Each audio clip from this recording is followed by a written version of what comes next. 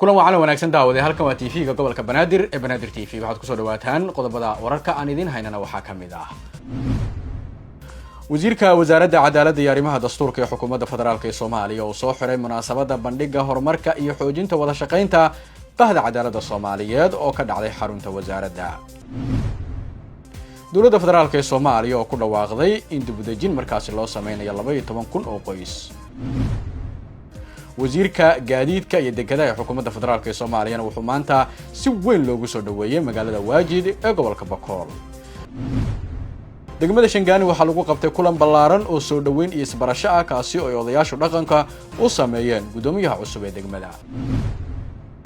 wararka dibadda wararkeena aad ku daawan doontaan daawadayaal waxaa qayb ka ah Iiraan oo Mareykanka ku eedeysay inuu soo miidaamiyay halkii heshiis markaasi uu gaari lahaa qodobadaasi waxay nagu soo kordhayna daawada ku soo qaadan doonaa goor u diyaar garow warkaas oo faahfaahsan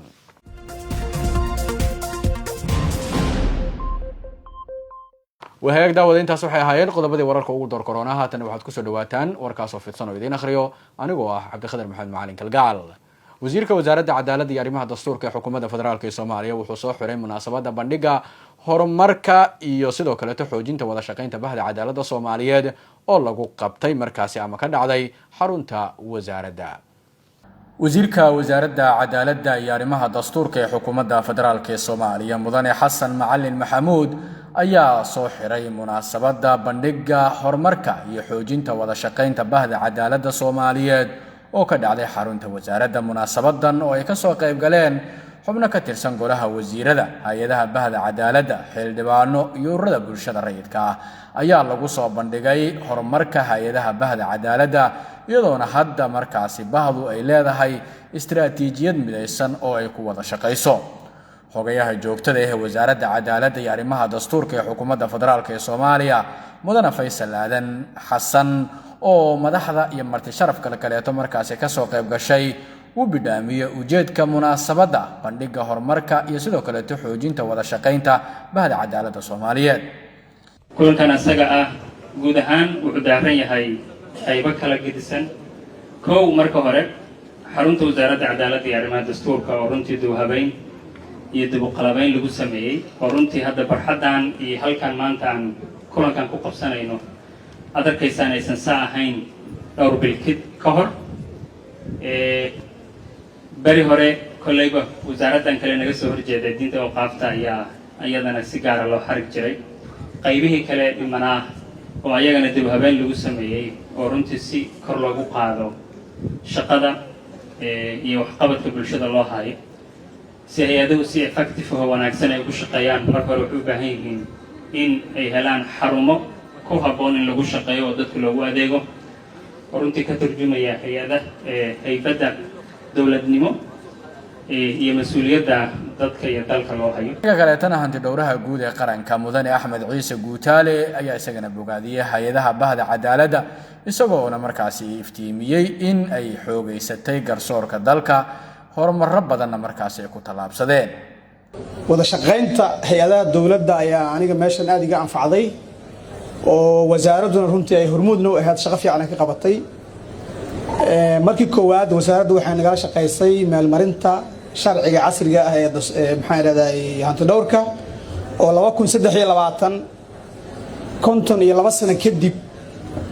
konton iyo laba sano kadib hal sharci ayaa shaqaynayay oo aan la qabsanayn sida maanta adduunku u shaqeeyo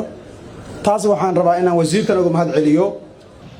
laga kaleetana taliyaha ciidanka asluubta Soomaaliyeed sareeya gaas Maxamed Sheekh Xasan Xamuud oo isagana khudbad ka jeediyay munaasabadda bandhigga horumarka iyo xoojinta wada shaqaynta bahda cadaaladda Soomaaliyeed ayaa isagana bogaadiyay horumarka bahda cadaaladda wuxuuna markaasi bidhaamiyay in la joogo waqtigii loo wada guntan lahaa tayeynta iyo horumarinta ciidanka asluubta Soomaaliyeed uga mahad celiyo heerka uu soo gaarsiiyay wasaaradda inta aan ka arkay bishii aan joogay aan hadda la shaqeynay marka anaka ciidanka asluubta ah aabahani hooyadana wasaaradda cadaaladda ugu dambeyn wasiirka wasaaradda cadaaladda iyo arrimaha dastuurka ee xukuumadda federaalka ee Soomaaliya ayaa carabka ku adkeeyay muhiimadda isku xirnaanta hay'adaha dawladda iyo tayeynta adeegyada horumarineed ee hay'adda isagoona markaasi bogaadiyay isbedelada iyo dadaalada markaasi ka socda ciidanka asluubta Soomaaliyeed gaar ahaan howlaha dib u habeynta uu ku dhaqaaqay taliyaha cusub ee ciidanka asluubta Soomaaliyeed. ilaha dawladdu طبعا wada shaqayn ayay wax ku yihiin horumar ma gaari karaan hadaysan hay'aduhu wada shaqaynin marka hay'adaha wada shaqeeya ahda cadaaladda waxay iska leedahay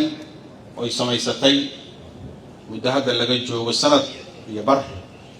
waxay samaysatay istiraatiijiyadda bahda cadaaladda la yiraahdo oo 5 sano ah waxay samaysatay maaha wasaaradda cadaaladda kaliya maaha istiraatiijiyada ay leedahay bahda cadaaladdu 5 sano soo socota ama 4 sano soo socota ilaa 2029 macnaheedu waxa waaye waa bah cadaaladeed bahdaas cadaaladdu waa sida la sheegay waxay ka soo bilaabataa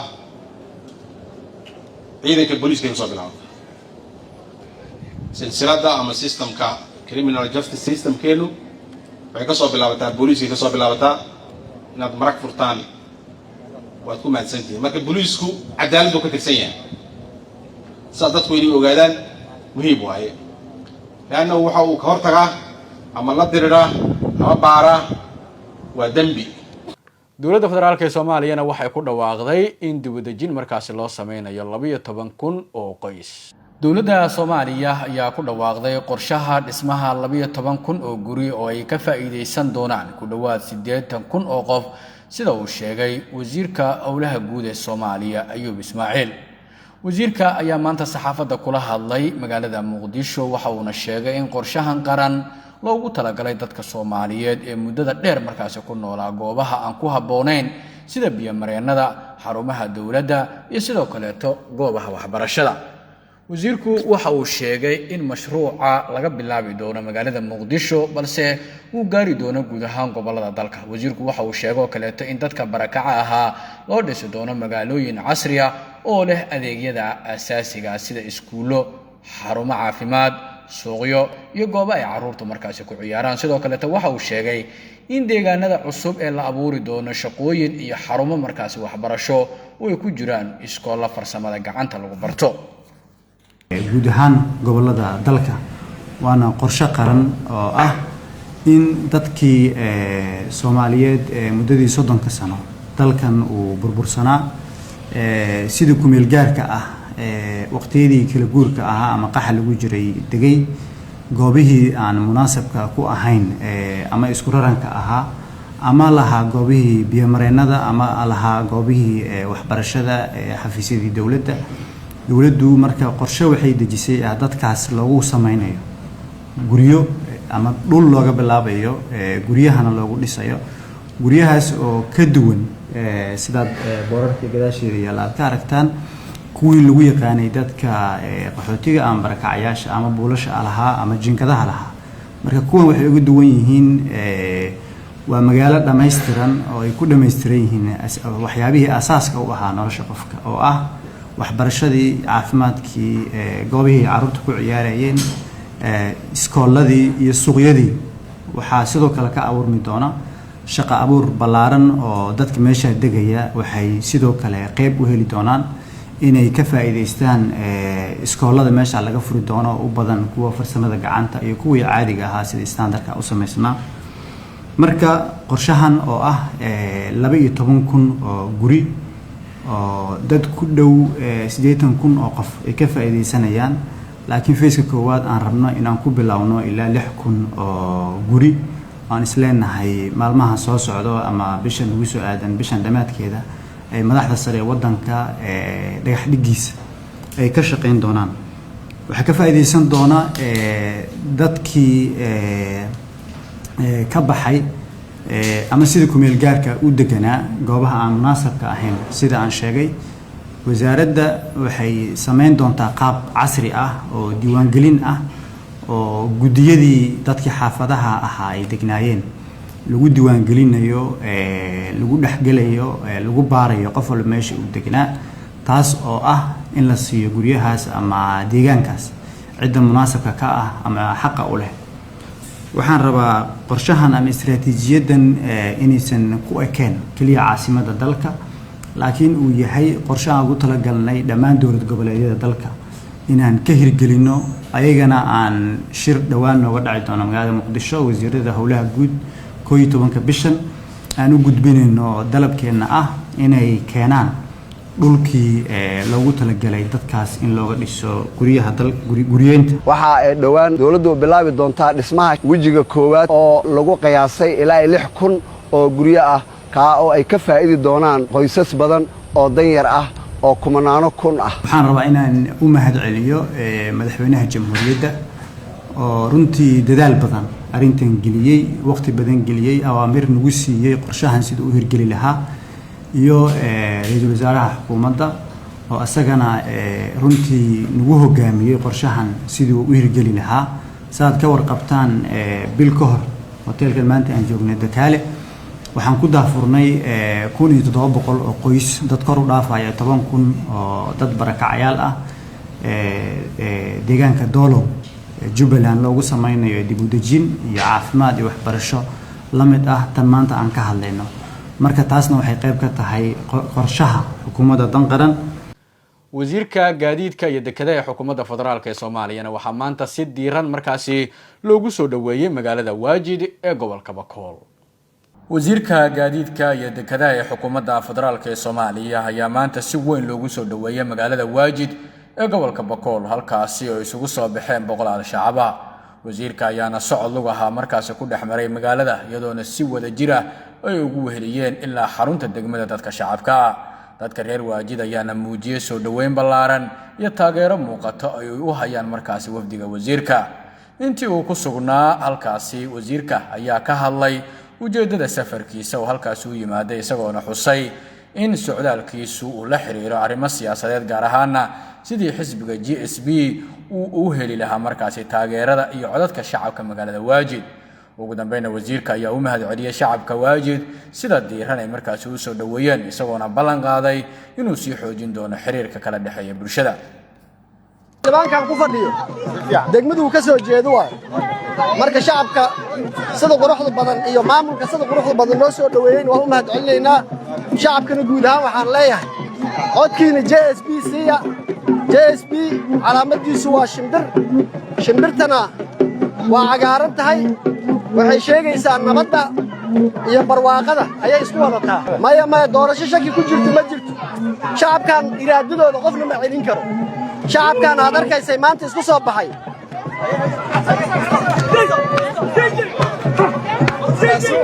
shacabkan maanta isku soo baxay shacabkan maanta isku soo baxay qof iraadadooda celin karta ma jirto marka shacabka waxaan leeyahay guulaysta idinka iskala dalka iyo dadka ma aragta codkiina ku ciil baxa xisbiga JSB na doortaan leeyahay aad u masan degmada Shangaanina waxa maanta lagu qabtay kulan ballaaran oo soo dhaweyn iyo isbarasho ah kaasi oo odayaasha dhaqanka markaasi u sameeyeen gudoomiyaha cusub ee degmada warbixinta waxa inoo soo koobayaa wariyaheena Maxamed Deeq gudoomiyaha cusub ee degmada Shangaani ee gobolka Banaadir ayaa kulan soo dhaweyn loogu sameeyay xarunta degmada kaas oo ay soo qaban qaabiyeen odayaasha dhaqanka ee degmada Shangaani kulanka ayaana ahaa mid si heer sare loo soo agaasimay waxaana lagu muujinayay taageerida buuxda iyo wada shaqeynta ay odayaasha dhaqanku la garab taagan yihiin maamulka cusub ee gudoomiyaha gobolka Banaadir uu dhawaan ugu soo magacaabay degmada Shangaani odayaasha dhaqanka oo munaasabada ka hadlay ayaa bogaadiyay xilka loo igmaday gudoomiyaha cusub iyagoon u rajeeyay inuu si hufan u guto waajibaadka saaran kulankan uu yahay oo lagu ballamay in gudoomiyahana loo duceeyo insha Allah lagu soo dhaweeyo duceeyaan kuna tala siiyaan ilaahay inuu xilkan loo soo magacaabay ugu fududeeyo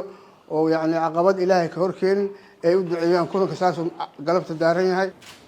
hal shay oo kala daarma waxa tahay gudoomiyaha degmada Shangaani tahay gudoomiyaha degmada qabiil gooni ma jirin dhammaan dadka Soomaaliyeed oo degmada waa la isku haysaa kulli waa la isku haysaa oo aan noqotaa nin gudoomiye degma ah dadkan waxaa deeqo cadaalad ina ku dhaqmo dhinaca kale dadka degan Shangaani waxaa ku dhacay dhibka ugu badnaa oo Soomaali ku dhacay waa dadka ugu qax badan marka la sheego dadka badan dibadda ku maqan dadka dibadda ku maqan waa inay ku dadaashaa inay soo laabtaan waxaana ku soo laaban karaan kaliya markii degmada ay ka arkaan cadaalad iyo wanaag waxaa leeyahay dadka soo laabanaya guryahooda markay dhisanayaan ha lagu taageero ha lagu dhiirigeliyo guryaha dib inay dhistaan ilaahay isku keenay ka sokow duqa magaalada muqdisho hoggaab waqti loo baahnaa oo maartay baahi aan u qabnay in loola keeno guddoomiye dhalinyarada ayay ahayd maanta ilaahayna ayaa arintaas maartay raali ka ahaa mudane guddoomiye waxaan kuu sheegaynaa odayaasha hortooda aan ka cadaynayaa anigoo mathalaayo 4 ahlul balad culimadooda iyo 5 shingaani degmada shingaani waa dulman tahay degmada shingaani aad ayay u dulman tahay qofkii ka saari lahayna adiga way laakiin kaliya wax ma qaban kartid haddaan anaga garbaha ka qabanin waxaan ballan qaadayaa odayaasha hortooda ku ballan qaadayaa ilaahay hortiisa ku ballan qaadayaa haddii maalintii shaqaysana habeenkiina kula shaqayno walaalaha degmada shingaani shacabku ugu baaqaya in ay la shaqeeyaan walaalkooda ama guddoomiyahooda maxamed bianco gaar ahaan waa inaan iska kaashanaa dhinaca amniga arrimaha bulshada dib u dhiska nalaynta caafimaadka nadaafadda iyo wax kasta oo degmadan ku saabsan waa in iska kaashanaa anagoo hari haween ku shaqayn doono si voluntary ah garabkiisana aan joogi doono insha allah baryahan dambe waxaan aragnaa in ay aad u liiteen ay dhaceen dhanka ciyaartooyda ee degmada shingaani mar walba ay zeeris u bixayso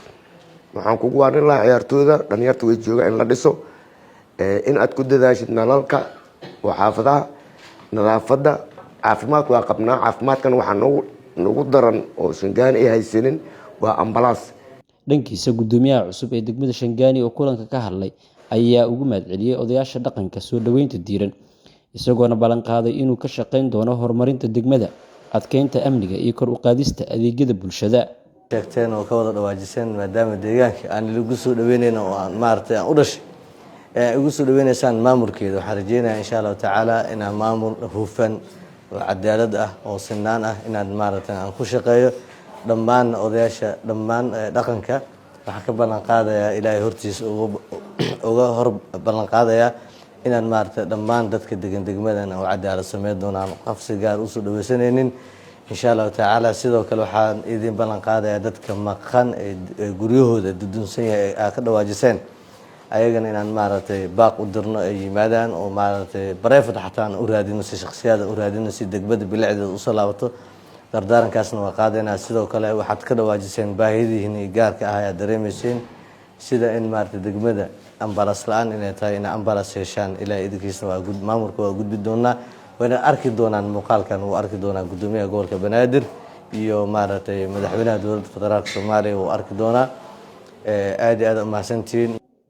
maxmed qiisuf warbaahinta maamulka gobolka banaadir وهاك داودي qodobada dibadda ugu waaweyn ayaan markaas isla fiirinaynaa Iran oo Mareykanka ku eedeysay in uu soo miidaamiyay halkii heshiis markaas uu gaari lahaa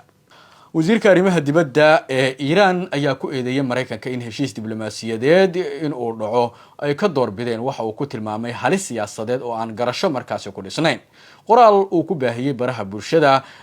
wasiirka arrimaha dibadda ee Iran ayuu ku sheegay in markasta oo xal diblomaasiyadeed qoraal uu ku baahiyay baraha bulshada wasiirka arrimaha dibadda ee Iran waxa uu ku sheegay in markasta oo xal diblomaasiyadeed oo markaas khilaafka lagu dhameyn karo miiska saarnaa Washington ay doorbitay in talaabo military oo qar iska tuur ah markaas ay samayso hadaladiisa ayaa yimid kadib markii labada dhinac ay isku eedeeyeen isku dhac military oo culus oo ka dhacay marin biyoodka Hormuz dagaalkan ayaana dhacay inkastoo ay jirto xabajoojin oo madaxweynaha Mareykanka uu ku adkeysanayay inay wali dhaqan galayso